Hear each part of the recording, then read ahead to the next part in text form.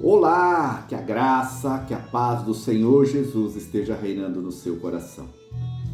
Estamos aqui novamente para podermos estar dando continuidade na nossa série de mensagens sobre maturidade no Espírito. O objetivo é podermos crescer em conhecimento. Conhecimento traz desenvolvimento intelectual, sabedoria, nos impede de errar, nos impede de cair, principalmente no tocante a conhecimento bíblico, conhecimento daquilo que Deus tem para as nossas vidas.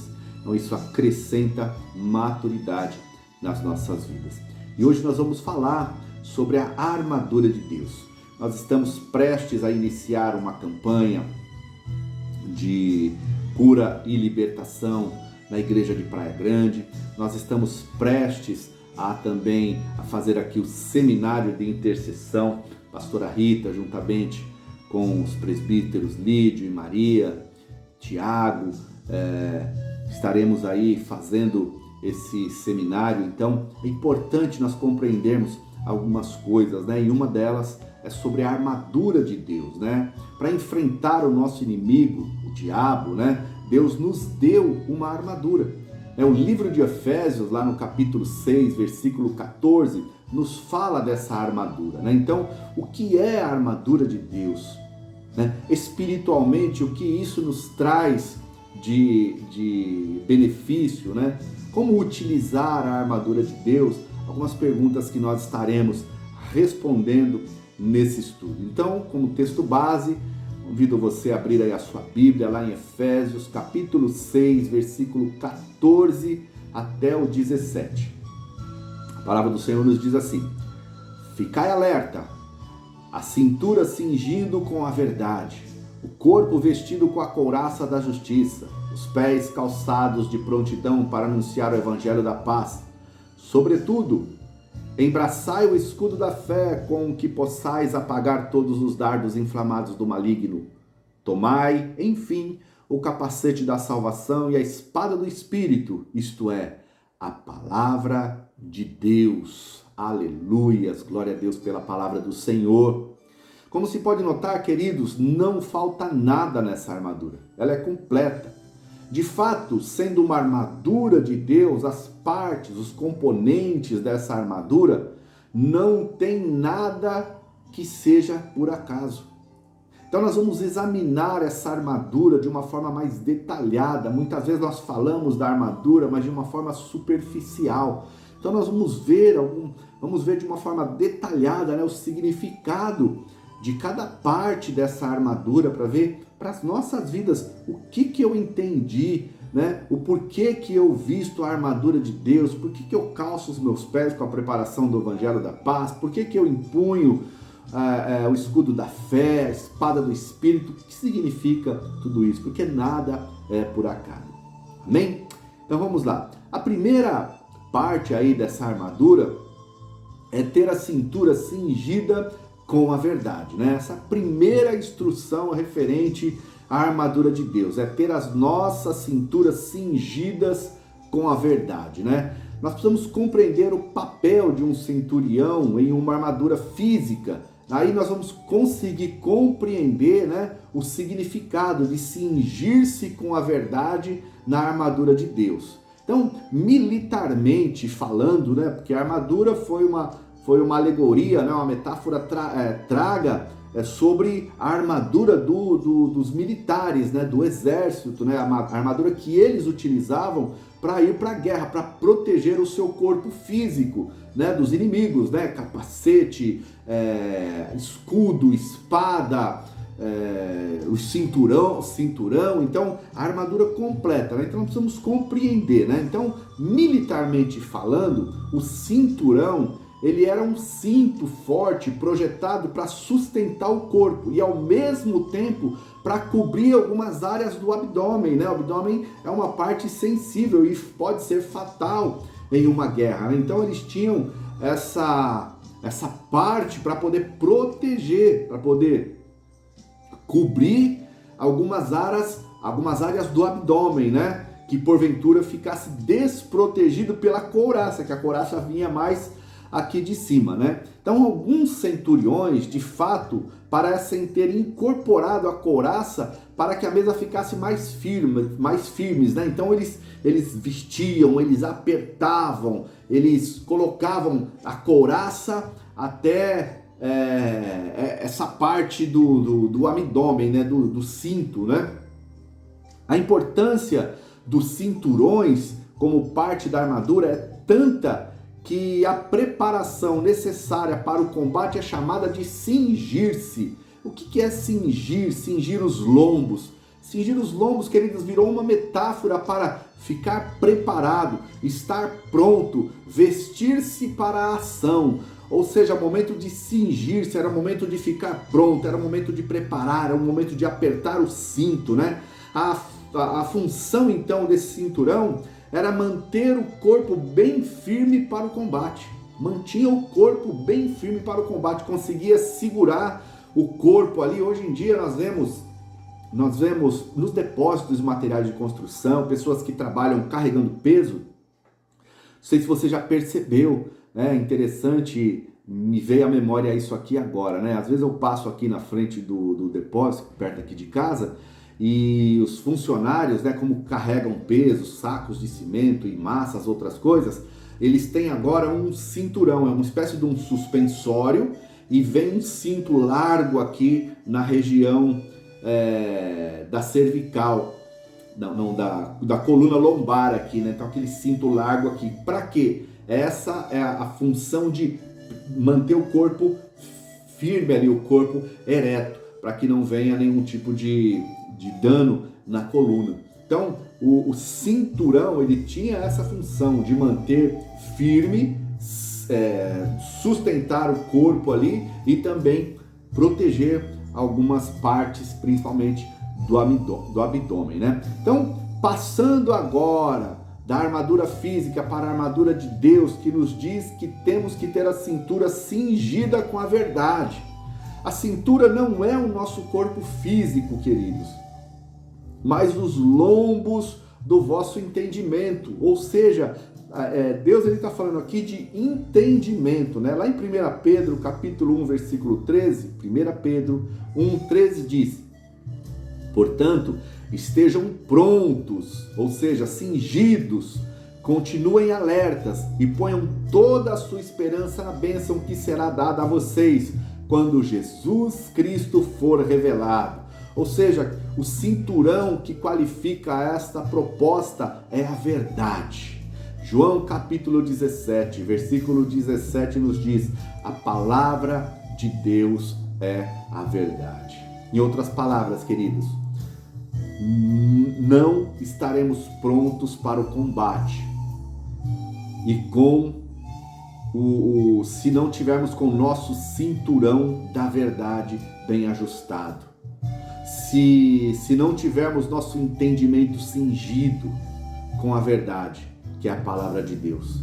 Então nós precisamos estar cingidos, nós precisamos estar preparados, precisamos estar prontos, precisamos estar ajustados à palavra, que é a verdade. Amém?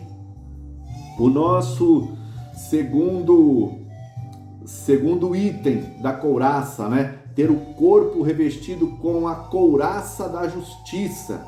A segunda parte da armadura é a couraça da justiça. Conforme já mencionado,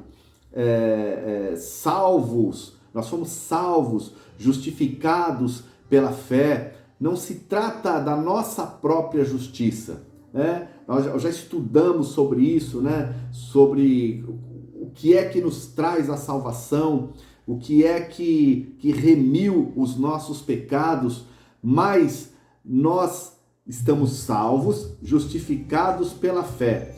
Mas não se trata da nossa própria justiça, vinda das nossas boas ações. A palavra de Deus diz que boas ações não nos fazem justos, está lá em Romanos 3:28. A justiça que a palavra de Deus fala aqui é a justiça que recebemos no novo nascimento, quando cremos que Jesus é o Cristo, isto é, o Messias, o Salvador, o Filho de Deus. É essa justiça dada por Deus que é a nossa couraça na armadura de Deus. Não somos nós justos ou justificados. É essa justiça que vem sobre as nossas vidas a partir do momento que confessamos Jesus como Senhor das nossas vidas. Assim, a função da couraça é proteger o corpo e especialmente o coração. Assim também você deve colocar essa couraça. Ou seja, contanto que você tenha colocado bem no fundo do seu entendimento que você é justo diante de Deus, independente de obras, você terá seu coração, a parte mais profunda do seu entendimento, guardado de tais coisas, como condenação e outros males semelhantes causados pelo diabo, que são resultados da ideia de autojustificação em nossa relação a Deus. Ou seja, queridos, a revestir o corpo, com a couraça da justiça. Essa justiça, ela vem de Deus. Nós não teríamos condições de podermos ser justificados. Não há um justo sequer, a palavra do Senhor diz, mas Ele sim, o único, o verdadeiro, o justo juiz, nos justifica através do seu sacrifício na cruz. Então, nós nos revestimos com essa justiça, a justiça de Deus, ou seja, não há mais condenação para aqueles que estão em Cristo Jesus. Não há mais condenação, principalmente para mim, mas nós não podemos transferir também condenações para outras pessoas, Por isso que Deus diz que nós temos que buscar em primeiro lugar o reino de Deus e a sua justiça, que todas as outras coisas Ele vai acrescentar, porque nós temos uma tendência muito forte de agirmos com a nossa justiça diante das pessoas, mas aí nós queremos misericórdias quando nós erramos. Amém? Vamos lá então para a nossa terceira parte da armadura de Deus, que é o calçados de prontidão para anunciar o evangelho da paz. Como é de nosso conhecimento, calçado é necessário para facilitar o nosso caminhar. No caso da armadura de Deus, o calçado que devemos calçar é a prontidão para anunciar o evangelho da paz. Colocar esse calçado significa que nós estamos preparados a qualquer momento para irmos anunciar o evangelho da paz, queridos. A estarmos aptos, preparados para podermos pregar, anunciar, pregar o evangelho da paz. Ide por todo mundo e pregai o evangelho, fazendo discípulos de todas as nações. É uma ordem, é um direcionamento que Deus deu para nós irmos, para nós fazermos discípulos. Às vezes é fácil dar a outras coisas prioridades maior do que ao evangelho. Quando Deus nos chama, muitas vezes nós não escutamos porque estamos tão preocupados, estamos com a nossa mente tão atentas para outros compromissos, que nós não lembramos, nós não damos ouvidos a Deus, Às vezes estamos ocupados com trabalho, com família, com estudo, com diversão, e não estamos ali firmados em Deus. Deus não diz que você não deve trabalhar ou não deve ter família. Porém, queridos, você deve se assegurar que a sua principal preocupação é e continuará sendo os interesses de Deus. Buscar em primeiro lugar o reino de Deus. Deus, ele precisa estar em primeiro lugar nas nossas vidas, queridos. Aí depois vem as outras coisas e ele vai acrescentar tudo que nós precisamos. Você pode trabalhar, você pode estudar, você pode se divertir, pode ir para a academia, você pode assistir televisão, você pode até ir assistir o time de futebol que você simpatiza, mas Deus precisa estar em primeiro lugar na sua vida. E sempre que você for requisitado por Deus, sempre que você sentir no coração o Espírito Santo te movendo para você espalhar a palavra, o evangelho da paz, porque deve ser a sua primeira preocupação. É dessa maneira que na armadura de Deus você terá os seus pés calçados pela preparação do Evangelho da paz. Ide, eu vou, aonde eu for eu vou pregar o Evangelho. Eu tenho essa armadura, eu vou pregar, eu estou protegido, eu vou pregar, eu vou falar do amor de Cristo, eu vou falar daquele que transformou a minha vida, eu vou falar daquele que dá a vida, que cura, que restaura, que transforma, que traz o amor do casamento que está esfriado, que traz perdão, que pode restaurar a alegria, a paz. Esse é o calçado, a preparação do Evangelho da paz. A quarta parte da armadura é o escudo da fé. Significa, queridos, fé significa eu creio no Deus que tem dito na Bíblia. Eu creio no Deus que eu estou pregando. Eu creio no Deus que a Bíblia me apresenta. Eu creio em uma situação específica que a Bíblia está dizendo, ou que o Espírito Santo está dizendo ao meu respeito, ou sobre alguma coisa ao meu coração. Abraçar o escudo da fé simplesmente significa acreditar no que Deus disse. Conhecer a palavra não é necessariamente fé, queridos. Nós vimos anteriormente, o fato de conhecer a palavra não quer dizer que eu tenho fé. Você pode até conhecer toda a Bíblia e ainda assim não acreditar nela. Contudo, o conhecimento é um pré-requisito da fé. Sem conhecimento da palavra, em quem você vai acreditar, né? O conhecimento não é o único requisito da fé. Então, como eu falei, você pode conhecer toda a palavra, mas mesmo assim não ter fé. Mas ao mesmo tempo, se você não tiver conhecimento, você não tem como ter fé. Por isso que é importante nós aprendermos, né? Porque você vai acreditar em quê? Nas suas ideias? Vai acreditar na religião, naquilo que as pessoas falam? Isso não tem valor algum para você, querido. Somente acreditando no que a palavra de Deus diz, você terá proteção igual a que o escudo dá ao guerreiro, né? A maioria já viu um filme de guerra, de combate, de embate entre exércitos, né? Eles tinham aqueles escudos, né? Em algumas séries, né? Vikings, passa no Netflix, tudo. Aqueles escudos que recebiam as flechadas, que recebiam os golpes, que recebiam os chutes. O escudo protegia os guerreiros, né? Daqueles males, né? Então, o escudo da fé é eu crer, eu ter a fé que Deus, Ele tem cuidado de mim. É eu ter fé, eu acreditar que aquilo que a palavra diz vai se cumprir na minha vida.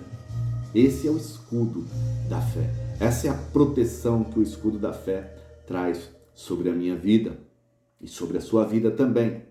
E aí nós temos também a espada do Espírito, isto é, a palavra de Deus.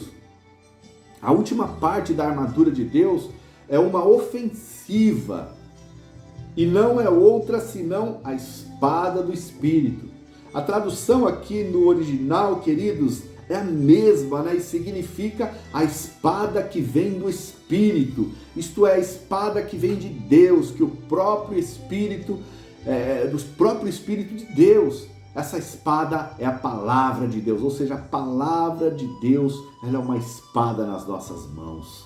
Ela é uma espada e ela serve como uma arma de ataque, que nós temos visto a palavra do Senhor servindo de arma para expulsar demônios, né? Para curar enfermos. Às vezes nós usamos o sangue de Jesus como uma arma de ataque também, e às vezes as pessoas não compreendem, né?